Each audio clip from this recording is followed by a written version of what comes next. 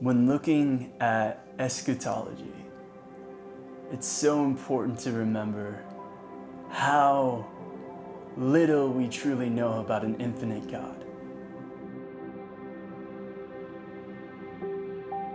We are so finite in this world. We are finite beings. That means our knowledge compared to God's knowledge is so little.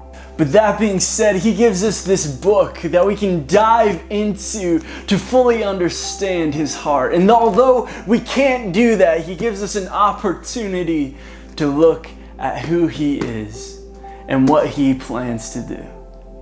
And here's the thing, when it comes to the end times, when it comes to eschatology, it's important to remember that we can't fully say definitives. And unlike other scriptures, like when Jesus is giving the greatest commandment to love the Lord your God and love your neighbors, we know that's fully accurate. We know that definitively that that's what we're called to do because there's not a lot of room and symbolism in that. But when it comes to the end times, when it comes to the very back of the book at this revelation part, it's important to remember that the writers of these books used a lot of symbolism and beautiful dreams and beautiful imagery to paint this picture of what the future is going to look like. But again, we're so finite. And God is so infinite. So remember, within this entire conversation of eschatology, it's important to remember that we are called definitively to love. And let this conversation overflow from that love. So why don't we dive in today on what the end times is going to look like for the enemy. So when it comes to the end times, the enemy or the beast or the Antichrist, they can get a little bit of a distorted image of what they actually are painted as in the Bible. And I call this a left behind doctrine. Oftentimes when we're looking at eschatology, our views can really get tainted, especially since the release of the series of books called the Left Behind series in the 1990s. And these books kind of distorted, although it was distorted before, these books have really painted an unclear image of what the end times looks like. And although it's apocalyptic, that doesn't mean that it's scary for believers.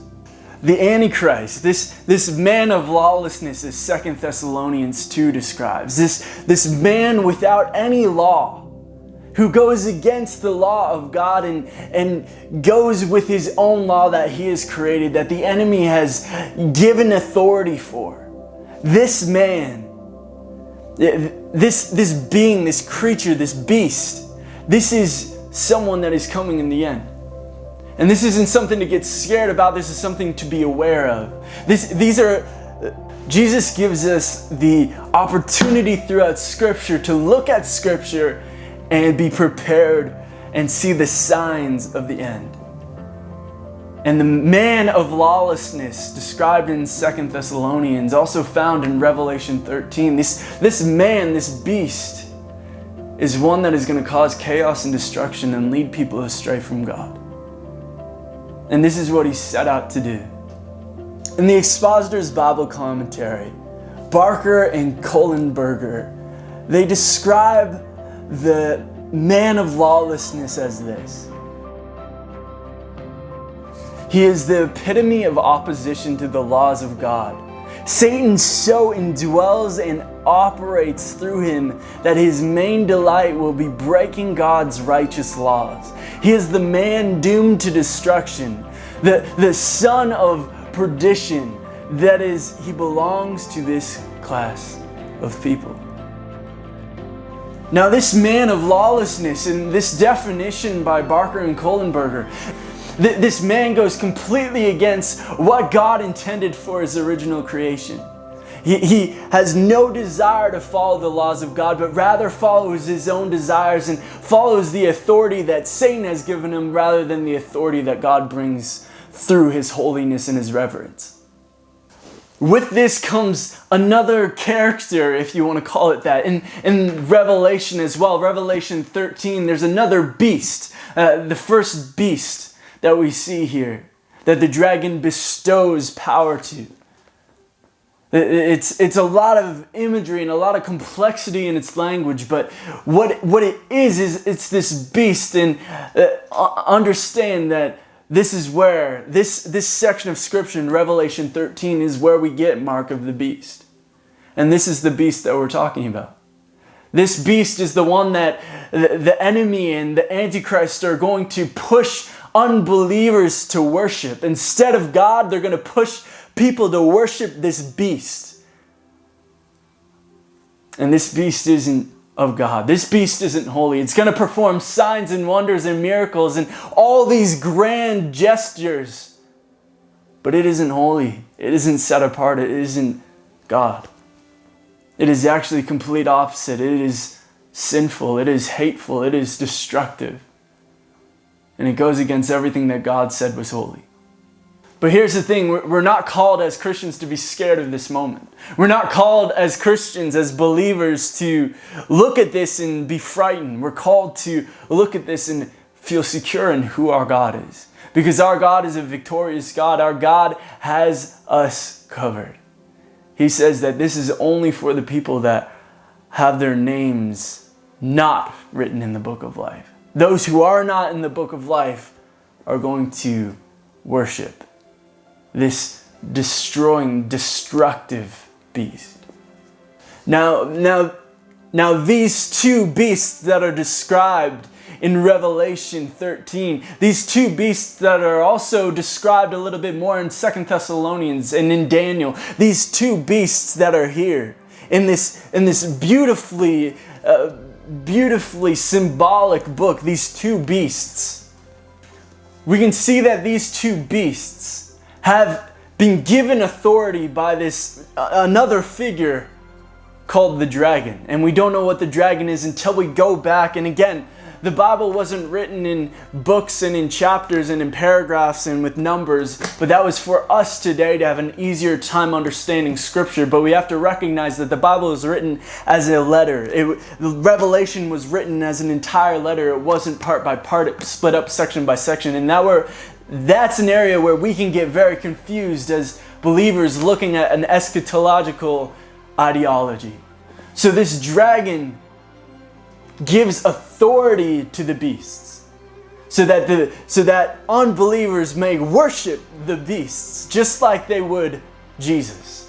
It's this ugly parallel. It's this ugly parody of what's actually taking place in Scripture and in the biographies, in the Gospels of Jesus. We see His life and the beauty of it. And this parody in Revelation is so degrading towards Jesus, yet we know the outcome is so much more beautiful than anything that this parody could degrade.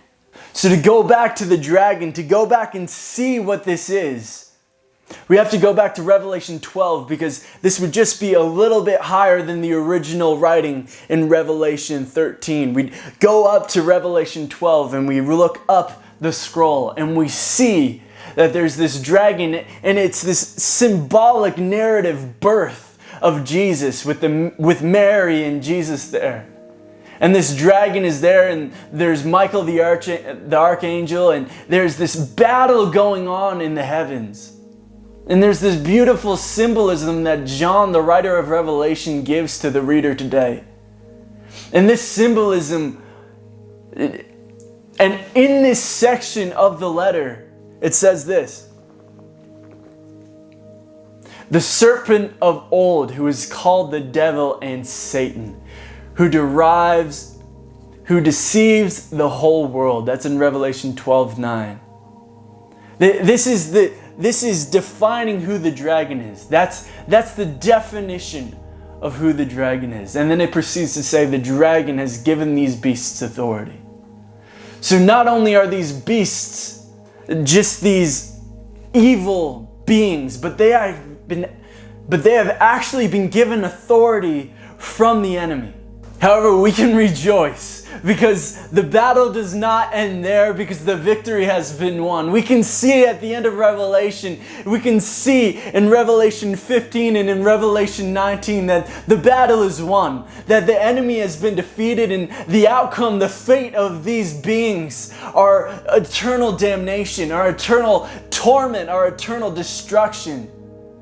The fire of hell, of Hades, will devour this evil, and although God will give them a time although God will give them time, He will also take it away for eternity.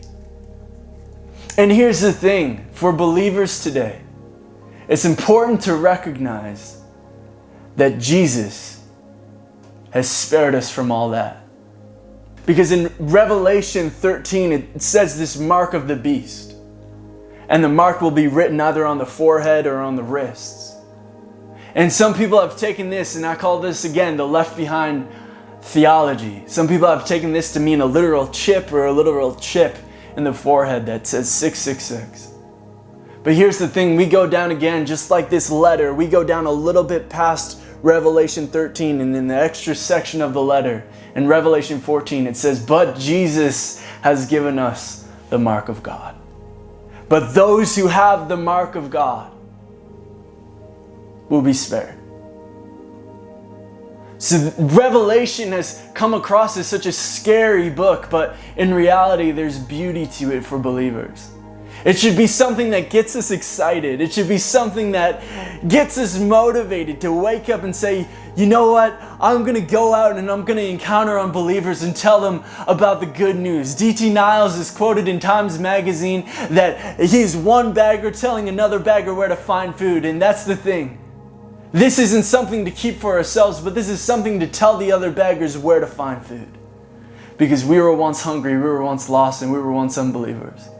And because of the immense grace of God and the mercy of God, we have found something that's truly satisfying, that will truly quench our hunger. So the goal isn't to be scared of what's taking place. The goal isn't to be scared of what the enemy will end up doing, but rather to be excited for what God is ultimately going to do and how Jesus is going to fill what He said He is going to fulfill. Again, eschatology, the end times, is difficult to understand. But we have to remember this, that God sent His only Son to encounter His creation, to save it, to make it right. And with this, we can rejoice.